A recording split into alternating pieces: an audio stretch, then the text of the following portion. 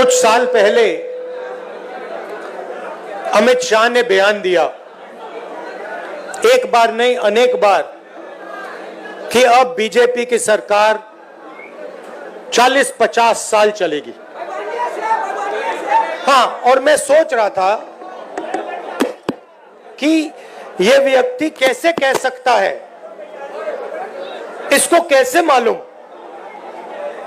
कि बीजेपी की सरकार 40-50 साल चलेगी। हम सब राजनेता हैं, जनता क्या करेगी, जनता के दिल में क्या होता है, जनता ही जानती है। तो ऐसा बयान देना कि अब हमारी सरकार 40-50 साल चलेगी, यह अजीब सा बयान है। और उस टाइम मैंने सोचा था कि इसको कैसे मालूम कि 40-50 साल के लिए सरकार चलेगी। और अब सच्चाई पूरे देश के सामने आ गई है। वो ये बात इसलिए कह सकते हैं कि वो वोट चोरी करते हैं, और ये चोरी इन्होंने अभी नहीं चालू की। मैं आपको बता रहा हूं, एक दिन ये आएगा बाहर। ये चोरी सालों से हो रही है। ये चोरी गुजरात में पहले शुरू हुई, उसके बाद 2014 में नेशनल लेवल पे आई, उसके बाद चुन चुनकर ये लोग स्टेट जीतते हैं और हरवाते हैं। और ये बात मैं नहीं कहता था क्योंकि मेरे पास सबूत नहीं था, क्योंकि मैं आमतौर से ऐसे मंच पर मैं झूठ नहीं बोलता हूं। मैं वही बोलता हूं जो सच है, जिसके बारे में मुझे पूरी जानकारी है। इसलिए मैंने बहुत सालों, मुझे लगा और आप सबको भी लगा, मुझे लगा कि कुछ ना कुछ गड़बड़ है। मगर हम जिम्मेदार राजनेता हैं, तो मैंने कहा जिस दिन तक सबूत नहीं मिलेगा उस दिन तक मैं खुलकर नहीं कहूंगा कि वोट चोरी हो रही है। और फिर क्या होता है, महाराष्ट्र और हरियाणा के चुनाव आते हैं, सबसे पहले डेट बदल देते हैं, चुनाव की डेट बदल देते हैं। जो इलेक्शन कमीशन को चुनने का तरीका है, मैं मोदी जी के साथ बैठा हूं, मैं आपको बताता हूं चुनने का क्या तरीका है। चुनने का तरीका है, प्रधानमंत्री डिसाइड करता है इलेक्शन कमिश्नर कौन बनेगा।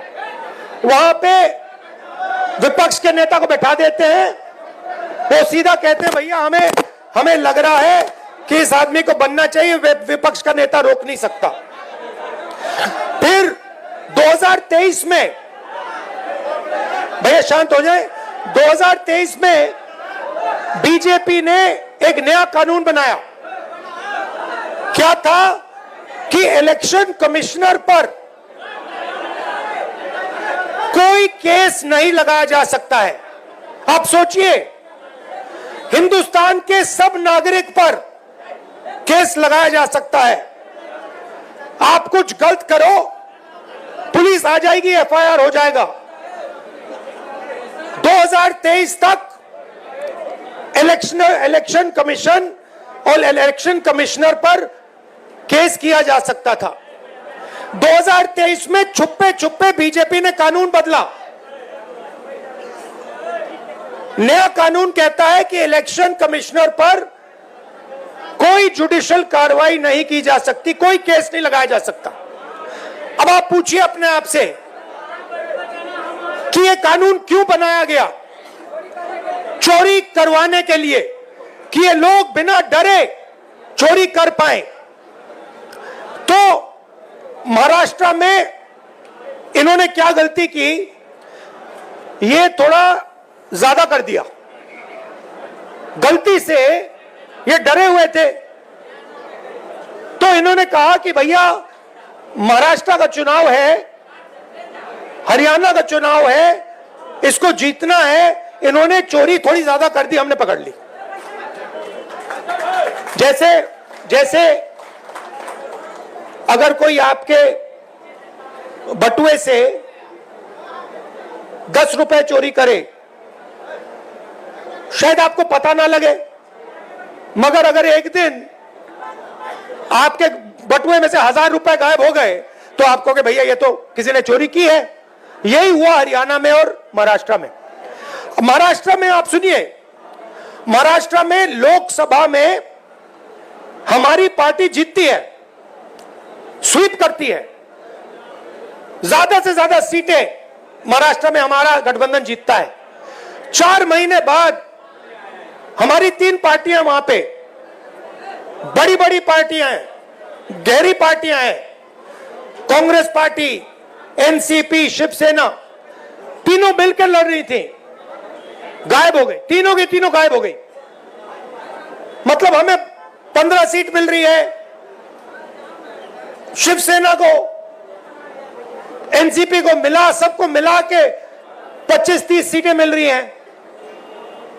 तो हमने पता लगाना शुरू किया। पता क्या लगा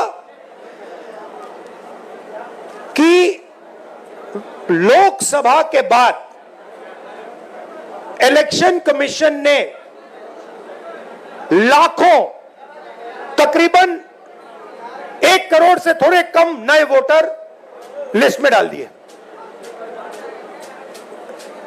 नए वोटर लिस्ट में डाल दिए, और जहां भी नए वोटर आए वहां पे बीजेपी जीती। हमारे वोट कम नहीं हुए। अगर लोकसभा में हमें 100 वोट मिले, विधानसभा में हमें 100 वोट मिले, हमारे वोट कम नहीं होते, बीजेपी के बढ़ते हैं। कहां बढ़ते हैं? जहां नए वोटर आए। और हमने पूछा इलेक्शन कमीशन से कि भैया बताइए ये हैं कौन, ये कहां से आए, इनकी लिस्ट दीजिए हमें। इलेक्शन कमीशन कहता है नहीं देंगे। क्या कर लोगे? हम नहीं देंगे। उसके बाद हमने कहा देखिए वीडियोग्राफी का कानून है, आपने देखा होगा पोलिंग बूथ में वीडियो कैमरा लगे हुए हैं, देखा आपने? हमने कहा चलो लिस्ट नहीं देनी तो वीडियोग्राफी दे दो, हम देखना चाहते हैं कितने लोगों ने वोट किया, कब किया। कहते हम नहीं देंगे। और उसके बाद उन्होंने कानून बदल दिया और कहा कि 45 दिन के अंदर वीडियोग्राफी को रद्द कर दिया जाएगा, डिस्ट्रॉय कर दिया जाएगा। तो महाराष्ट्र में हमने पकड़ लिया इनको, हरियाणा में भी यही किया। फिर मैंने क्या किया, मैंने कांग्रेस पार्टी के हमारे जो लोग हैं उनसे कहा कि एक काम करो, कर्नाटक में एक सीट में जाकर गहराई से देखो हुआ क्या। तो बेंगलोर सेंट्रल सीट हमने चुनी और उसमें एक असेंबली में हमने काम शुरू किया। कागज की लिस्ट थी, 8 फुट कागज के, मतलब इतने बड़े, 200-300 किलो के लिस्टें थी कागज की। उसमें क्या करना है? आपका नाम क्या है? हाँ आपका नाम? हाँ, उसमें क्या करना पड़ा हमें? मोहम्मद अख्तर जी का चेहरा लाखों दूसरे चेहरों से फोटोग्राफ को मिलाना पड़ा। मतलब इनकी फोटो देखी और हर फोटो से मिलानी पड़ी।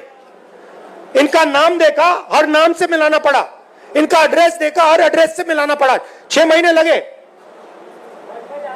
30-40 लोग 16-16 घंटे काम किए। हमें पता लगा कि महादेवपुरा असेंबली में 1 लाख फर्जी वोटर थे। कोई वोटर 4-5 बार उसका नाम आ रहा है, इस बूथ में आ रहा है, इस बूथ में आ रहा है, इस बूथ में आ रहा है, उस बूथ में आ रहा है। छोटा सा घर है, एक बेडरूम का घर है, उसमें 70-80 लोग रहते हैं। जब हमने आदमी भेजा, भाई पता लगाओ इसमें 70 लोग रहते हैं, कहते भैया यहां तो कोई रहता नहीं है, यहां तो 4 लोग रहने। 1 लाख नए वोटर इन्होंने एक असेंबली में ऐड कर दिए। अब सुनिए, अगर आप उस असेंबली को हटा दो, माधेपुर वो बेंगलोर सेंट्रल में 7 असेंबली हैं, अगर आप उस असेंबली को हटा दो तो 6 की 6 में कांग्रेस पार्टी जीत रही थी। अगर आप वो एक असेंबली जोड़ दो, वो जो 1 लाख वोटर ऐड किए वो सारे के सारे बीजेपी को गए और बीजेपी लोकसभा जीत गई। अब हमने प्रेस कॉन्फ्रेंस की, देश के सामने, दुनिया के सामने, और दूध का दूध पानी का पानी हो गया। आप नोट करो, बीजेपी के एक नेता ने, आमतौर से हर चीज पे टिप्पणी करते हैं,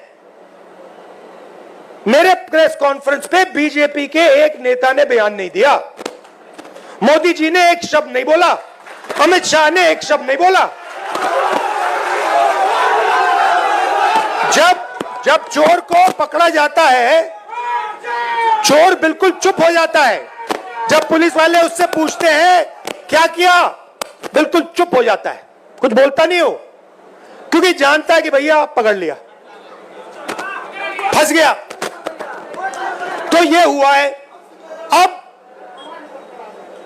वोट का क्या मतलब है? आप कहोगे ठीक है भैया, बीजेपी वोट ले गई, वोट बढ़ा दिए, बिहार में 65 लाख वोट कम कर दिए। अच्छा, इनका तरीका मैं आपको बताता हूं। ये क्या करते हैं, ये 65 लाख वोट कम करेंगे और फिर 65 लाख वोट जोड़ेंगे, ये इनका गेम है। तो अब आप भैया माइक तो ठीक कर दो।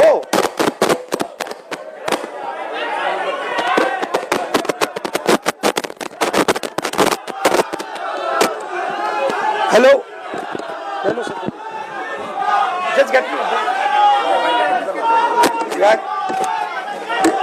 ये भैया कह रहे हैं कि हिल रहा है इसलिए बाइक नहीं चल रहा। भैया ये बिहार की क्या हालत है कि मेज हिल रही है तो माइक नहीं चल रहा। तो अब आप कहोगे ठीक है भैया, इलेक्शन चोरी कर रहे हैं, तो क्या हुआ? मैं आपको बताता हूं। देखिए, इस संविधान में लिखा है कि हिंदुस्तान के हर नागरिक को 1 वोट मिलेगा। 2 नहीं मिलेंगे, 5 नहीं मिलेंगे, आधा नहीं मिलेगा, 1 मिलेगा। मतलब अगर दलित है, ईबीसी है, पिछड़े वर्ग के हैं, मुसलमान हैं, हिंदू हैं, जो भी हैं, 1 वोट मिलेगा, 2 नहीं, आधा नहीं। अंबानी जी का जो बेटा है उसे उतने ही वोट मिलते हैं जितने देश के सबसे गरीब बच्चे को मिलते हैं, 1। और वोट को सबसे ज्यादा किसको जरूरत होती है? आप क्या सोचते हो? अंबानी जी को वोट की जरूरत है? कोई फर्क पड़ता है उनको? वोट डाले ना डाले कुछ फर्क नहीं पड़ता। बैंक के दरवाजे उनके लिए खुले हैं, कर्जा माफ उनका खटाखट होता रहता है। उनका बच्चा कहता है भैया मुझे बिजनेस करना है, 2 मिनट में बिजनेस कर सकता है। वोट किसको चाहिए? वोट हिंदुस्तान के गरीब लोगों को चाहिए, क्योंकि इसके बिना आपके कोई अधिकार नहीं है। आजादी से पहले जब आपके पास वोट नहीं था, कोई अधिकार नहीं था। दलितों को कहा जाता था कि भैया आपको हम छुएंगे नहीं, आप यहां अपना चेहरा नहीं दिखा सकते। पिछड़ों को कहा जाता था कि भैया आपकी कोई जगह नहीं है, सरकार में कोई जगह नहीं है, शिक्षा के सिस्टम में कोई जगह नहीं है। ये सारा का सारा जो आया है, ये आजादी के बाद संविधान के कारण आया है। और संविधान क्या है? अगर जिस दिन आपने वोट खत्म कर दिया उस दिन इसका कोई मतलब नहीं रहता है। जो इसमें जो शक्ति है ये किताब नहीं है, ये हिंदुस्तान की शक्ति है, हिंदुस्तान की आत्मा की शक्ति है। वो शक्ति इसमें कहां से आती है? वोट से आती है। वोट निकाल दिया तो जो भी इसमें लिखा है उसका कोई मतलब नहीं है, क्योंकि शक्ति नहीं है उसमें, पावर ही नहीं है, दम ही नहीं है। दम वोट से आता है। अब मोदी जी ने पहले कहा, याद रखिए, ये जो आरएसएस के लोग हैं ये तिरंगा को सलूट नहीं करते थे, ये नहीं करते थे। अभी खड़े हो जाते हैं ऐसे, मगर दिल अंदर दूसरा करता है, क्योंकि ये जानते हैं कि ये जो किताब है ना, ये पिछड़ों को, ईबीसी को, दलितों को, गरीब जनरल कास्ट के लोगों को, महिलाओं को आगे बढ़ाने की किताब है, उनके अधिकार की किताब है, और वो अधिकार नहीं देना चाहते।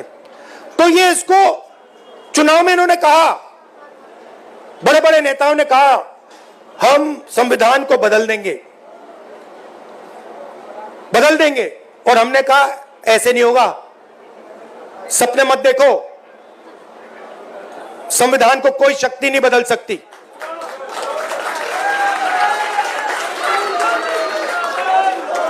मगर हमें यह नहीं मालूम था, शक था मगर सबूत नहीं था कि ये इसको खत्म करने में लगे हुए हैं, क्योंकि ये वोट चोरी कर रहे हैं। तो हम आके यहां भाषण देंगे, मैं भाषण दे रहा हूं और मैं कहना चाहता हूं जो तेजस्वी जी ने कहा, अंबेडकर जी का सपना, गांधी जी का सपना, कर्पूरी ठाकुर जी का सपना, उसको पूरा करना चाहते हैं। मगर अगर वोट नहीं है उसको कोई मतलब नहीं है। हम यहां जितने भी भाषण करना चाहें हम कुछ नहीं कर पाएंगे अगर वोट नहीं है। मैंने भाषणों में कहा भैया 50% की जो दीवार है रिजर्वेशन की, उसको हम तोड़ देंगे, बिना वोट के नहीं तोड़ सकते, सवाल नहीं उठता। हम मतलब भाषण देते रह जाएंगे। अगर वोट चला जाएगा, आरएसएस का कंट्रोल हिंदुस्तान की संस्थाओं पर होगा और जो प्रगति होनी चाहिए वो नहीं होने वाली। इसलिए हमने वोटर अधिकार यात्रा यहां शुरू की। आप क्या सोचते हो, एक बार आपका वोट चला गया उसके बाद भैया राशन कार्ड जाएगा, उसके बाद आवास जाएगा, उसके बाद जमीन जाएगी। ये अंबानी आता, अदानी आता है और किसानों की जमीन ले जाता है। किसान लड़ कैसे पाते हैं? लड़ इसलिए पाते हैं क्योंकि ये है, क्योंकि किसान कहता भैया अगर आपने हमारी जमीन ली तो देखना चुनाव में हम आपको दिखा देंगे। अगर ये चला गया तो किसान कुछ नहीं कर पाएगा, मजदूर कुछ नहीं कर पाएगा, सारा का सारा डर जो है चला जाएगा।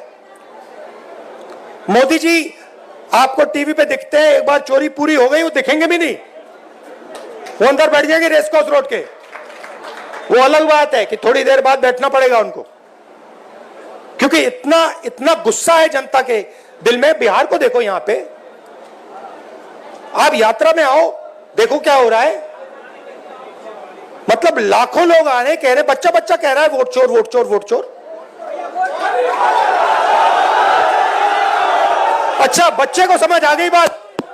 मेरे पास बच्चे आ रहे हैं, कान में कह रहे हैं वोट चोर, वोट चोर है, वोट चोर, मोदी वोट चोर है, और मीडिया वालों की बात समझ नहीं आ रही। अच्छा, इनसे पूछना, एक बात पूछना इनसे, अभी मीटिंग के बाद इनसे पूछना, भैया एक बात समझाइए, ये जो आपके एंकर हैं, ये जो आपके एडिटर हैं, इनमें ईबीसी, ओबीसी, दलित क्यों नहीं दिखाई देते? ये जो बड़े बड़े रिपोर्टर हैं, ये करते हैं, टॉक शो करते हैं, डिबेट करते हैं, इनसे पूछिए भैया 90% आबादी इसमें है क्यों नहीं? एक आपको ओबीसी नहीं मिलेगा, एक दलित नहीं मिलेगा, एक बैकवर्ड नहीं मिलेगा, नहीं मिलेगा, पूछ लो, एक नहीं मिलेगा। ये भैया आपकी आवाज नहीं है, ये बात याद रखिए, ये नरेंद्र मोदी की आवाज है, इनकी गलती नहीं है बेचारों की। देखिए इनको सैलरी लेनी है, इनको बच्चों को स्कूल भेजना है, इनकी गलती नहीं है, इनके मालिकों की बात कर रहा हूं, इनकी मजबूरी है बेचारों की, है ना? तो देखिए मैं आपको बताता हूं, मुझ में अजीब सी बात है, जब मैं छोटा सा था तब से, जब मैं मन बना लेता हूं ना कि ये करना है, बस गया काम, वो होगा। और मैं बता रहा हूं, मैं मतलब आधा काम नहीं करता हूं। मैंने कहा था कि जमीन अधिग्रहण बिल होगा, आधी कांग्रेस पार्टी खिलाफ खड़ी हो गई थी, मैंने कहा रिया आप करो जो करना है, ये होगा, मैंने करवा दिया। तो मेरा कहना है, एक बात आप लोग समझ लीजिए कि 90% जो लोग हैं, तकरीबन 50% बैकवर्ड कास्ट में आते हैं, उसमें ईबीसी है, ओबीसी है, तकरीबन 15% दलित हैं, उसमें महादलित भी हैं, तकरीबन 15% माइनॉरिटीज हैं। नहीं, बिहार की बात नहीं कर रहा हूं, देश की बात कर रहा हूं। और आदिवासी तकरीबन 9%। सबको जोड़ लो 90% हो जाता है। और मुझे क्या दिख रहा है कि इस देश में 90% को कुछ मिलता ही नहीं है। आप देखते रह जाते हो। तो आने वाले समय में जो 90% है, उसको राजनीति में, हिंदुस्तान के इंस्टीट्यूशंस में, सारी जगह भागीदारी मिलनी होगी। और एक नए तरीके से सोचकर हमें विकास करना पड़ेगा। और मैं आपको सीधा बता देता हूं, जो मैं कहता हूं, जिस प्रकार से मैं साफ कहता हूं, मुझे मतलब मैं झिझकता नहीं हूं। जाति जनगणना, हाँ, जाति जनगणना तो फाउंडेशन है उसका। सबसे पहले जाति जनगणना में दूध का दूध पानी का पानी हो जाएगा, कौन क्या है क्या नहीं है कहां है सब पता लग जाएगा। और तेलंगाना में हमारा मॉडल है, रेवंत रेड्डी जी आए हैं, तेजस्वी जी की भी उनसे बात हो रही थी, डिटेल में हमने किया है, मतलब वो ब्लूप्रिंट है विकास का। ठीक है, तो एक नए तरीके से हम विकास के बारे में सोचेंगे, जिसमें सब लोगों को लगेगा कि देश हमारा है, देश की संस्थाओं में हमारे भी लोग हैं और मजा आ रहा है। ये बदलाव हम लाएंगे, टाइम लगेगा क्योंकि वोट चोरी कर रहे हैं, मगर मैं आपको कह रहा हूं ये आएगा। आप देखना, ये जबरदस्त तरीके से हम बदलाव लाने वाले हैं। आपने अपनी शक्ति दी, आपने ये जो क्रांति होती है ना हिंदुस्तान में, मुझे कहते थे कि हिंदुस्तान में क्रांति बिहार से आती है। मुझे कहते थे कि जो भी राजनीतिक बदलाव आता है, क्रांति आती है बिहार से आती। और मैं सोचता था हाँ, गांधी जी चंपारण आए थे, बिहार में क्रांति होती है, मगर कैसे होती है। और इस यात्रा में मुझे दिखा कि भैया आप समझ लो कि यहां पे जो आपने किया है ना, ये जो नारा दिया है वोट चोर वोट चोर, ये आपने बिहार से पूरे देश में फैला दिया है, पूरे देश में फैला दिया आपने। अब मोदी जी भाषण देंगे और वहां पे उनके सामने छोटे छोटे बच्चे कहेंगे वोट चोर वोट चोर वोट चोर, लग गया ठप्पा। तो मैं आपका धन्यवाद करना चाहता हूं, और जिन्होंने रास्ता दिखाया, किसने? कर्पूरी ठाकुर जी ने, मंडल जी ने, अंबेडकर जी ने, गांधी जी ने, जिन्होंने हमें रास्ता दिखाया, उनका मैं दिल से धन्यवाद करता हूं। नमस्कार, जय हिंद।